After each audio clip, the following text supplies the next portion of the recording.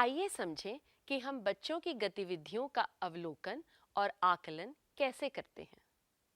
सबसे पहले बुनियादी साक्षरता के तहत मुद्रण जागरूकता तथा ध्वनि माध्यम जागरूकता यानी कि फोनोलॉजिकल अवेयरनेस आकलन के बारे में समझें।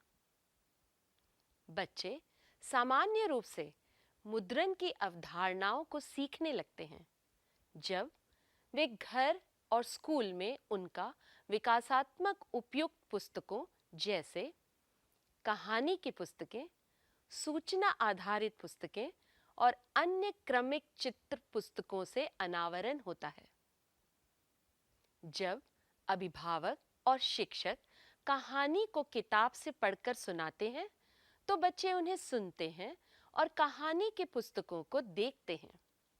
सर्वप्रथम आपको ये समझने की आवश्यकता है कि मुद्रण की अवधारणाओं में ये समझ शामिल है कि मुद्रण का अर्थ होता है पुस्तकों में वर्ण, शब्द और वाक्य होते हैं। साथ ही बच्चे ये भी समझने लगते हैं कि एक वाक्य में शब्दों के बीच कुछ जगह होती है।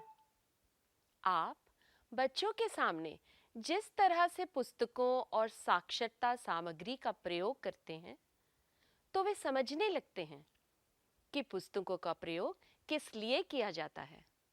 जब आप उपयुक्त तरीके से और शिक्षित व्यवहार से उनके लिए पढ़ते हैं तो बच्चे जान पाते हैं कि पुस्तकों के हिस्से होते हैं।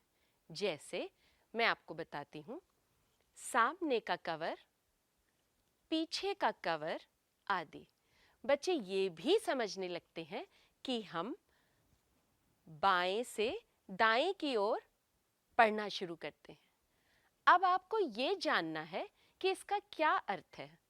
यदि एक बच्चा समझता है कि मुद्रित या मुद्रण का एक अर्थ होता है कि मुद्रण का प्रयोग विभिन्न उद्देश्यों के लिए किया जा सकता है, कि वर्णों और शब्दों में अंतर होता है, कि शब्दों और वाक्यों में भी अंतर होता है, कि पुस्तकों का मुख आवरण और पृष्ठ आवरण होता है, कि कहानियां किसी एक पृष्ठ से आरंभ होती हैं, कि कहानियां किसी एक पेज पर समाप्त होती हैं, कि मुद्रित सामग्री को बाईं से दाईं की ओर पढ़ा जाता है।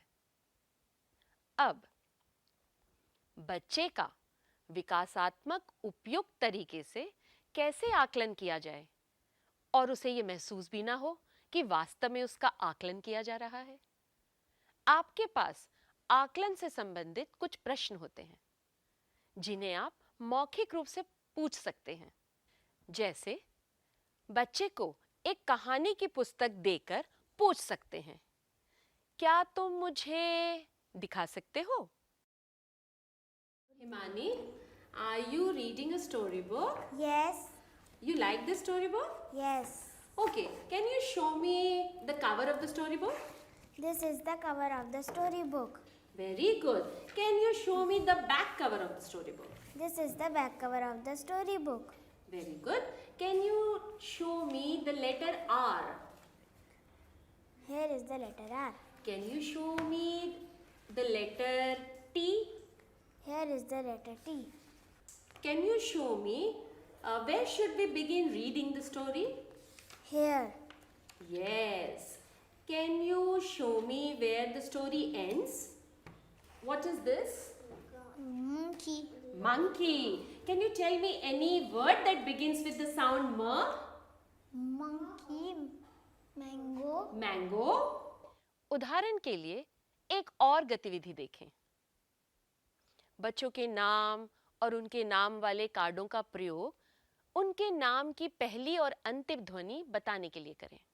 We have some name cards with me. Okay, Vivid. Okay, Lavanya, pick up your name card. Very good. Vivid, can you identify where is your name card? Here is my name card. Very good. Himani, can you pick up your name card?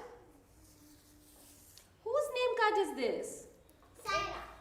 Sarah. Yes. Okay. Vivid, what is the initial sound that comes in your name? V. V. Very good. Can you tell me any name that begins with V sound? Van. Van. Okay. Himani, can you tell me what is the initial sound that comes in your name? H. H. What is the end sound that comes in your name? E. Can you tell me any one word that begins with E? Okay, Sarah, can you tell me what is the initial sound that comes in your name? Sir. Very good. What is the end sound that comes in your name? H. Can you tell me any name of such animal that begins with the sound H? Hippo. Hippo, very good. And any name that begins with the sir sound? If your name starts with L sound, jump up high, jump twice. 1, 2, very good. Whose name starts with V sound? Give me one storybook. Very good, Vivid. ये तो बुनियादी साक्षरता के तहत मुद्रण जागरूकता तथा ध्वनि माध्यम यानी के फोनोलॉजिकल अवेयरनेस के आकलन के कुछ उदाहरण थे। आइए अब हम बुनियादी संख्या ज्ञान के आकलन के लिए कुछ गतिविधियां करें। Okay, let's see what I have. Paper. Paper. Paper. Okay. Tin can. Paper. Pencil. Yes. There is paper. How do you know there is a pen? And pencil. And two pen. Oh, my Pen. smart little children. And Okay, pen. I have per pencil. And pen. For pen. And Per- for pen. Yes, per pen. Polythene. Polythene. Because Yeah. her color is light, so I can see. Okay, Lavanya is saying that the color is so light, so she can see. Yes, there is a pink. Pink paper. Pink cap. Very good. Paper plate. And paper plate. सबसे पहले तो बच्चों को ढेर सारी सामग्री उपलब्ध कराएं, जैसे तिनके, पत्तियां, छोटे छोटे पत्थर, बटन, बोतल के ढक्कन आदि। और अवलोकन करें कि बच्चे किस प्रकार इस सामग्री का प्रयोग करते हैं। क्या बच्चे वस्तुओं को विभिन्न श्रेणियों में छांटते हैं? क्या वे सामग्री के गुणों, विशेषताओं का वर्णन कर सकते हैं? I'm calling out 2 or 3 sounds and you have to blend them orally. Okay? You have to blend them. So listen carefully. H, A, T. Hat. We wear hat on the head. Yes. Hat on the head. Head. Yes, we wear hat on our heads. Very good. Okay, let's blend other 3 sounds. Okay, ma'am. Okay, ma'am. Yeah? Okay. B, A, D. Bed. क्या वे जानते हैं कि किस प्रकार ये खेल सामग्री समान या भिन्न है? बच्चों को इस सामग्री से नमूने बनाने के लिए प्रोत्साहित करें और देखें वे किस प्रकार के नमूने बनाते हैं।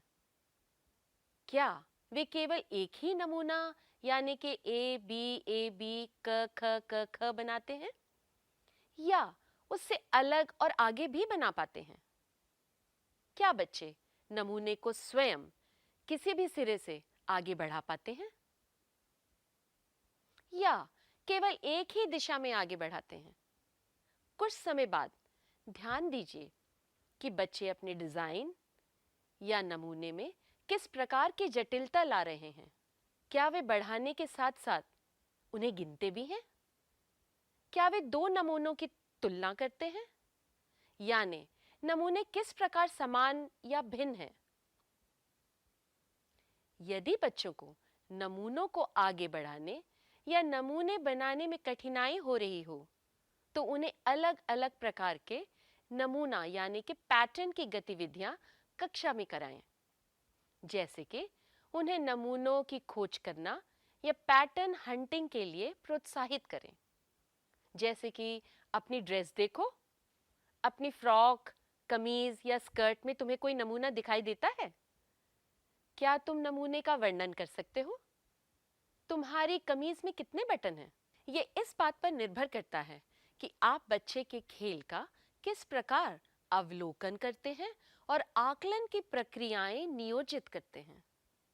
आप किस प्रकार साक्षरता और गणित में बच्चों की रुचियों और शक्तियों को नोटिस करते हैं, पहचानते हैं और प्रतिक्रिया करते हैं। ये बहुत अच्छा होगा यदि आप FLN में बच्चों की स्थिति और प्रगति का आकलन करने के लिए कोई आकलन योजना निर्मित करें।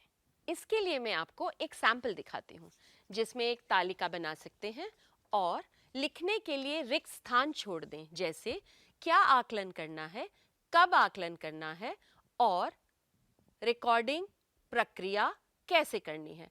आप इस प्रकार के फॉर्म का प्रयोग कर सकते हैं। इसी तरह एक और फॉर्म जैसे कि बच्चे की भागीदारी उसी बच्चे की रिपोर्टिंग द्वारा कैसे कर सकते हैं, उसके लिए आप ये सैंपल बना सकते हैं। ये एक सिर्फ सैंपल है, आप अपना कुछ और भी नया निर्मित कर सकते हैं। इसी प्रकार कॉन्सेप्ट ऑफ प्रिंट यानी कि मुद्रण अवधारणा के लिए आप इस तरह की असेसमेंट या आकलन शीट बना सकते हैं। इसी प्रकार नमूना रूब्रिक जो आप देख पा रहे हैं, इसकी भी आप एक सैंपल आकलन शीट तैयार कर सकते हैं। इस प्रकार आपने ये जाना कि बच्चों का आकलन करने से उनकी प्रगति के बारे में जानने में सहायता मिलती है। आपने ये भी समझा है कि कैसे समर्थकारी परिवेश और उपयुक्त संसाधन बच्चों के सीखने और विकास के अवलोकन तथा आकलन को सरल बना देते हैं। ये अनवरत अवलोकन आकलन योजना के साथ समग्र आकलन की प्रक्रिया को आसान बना देता है।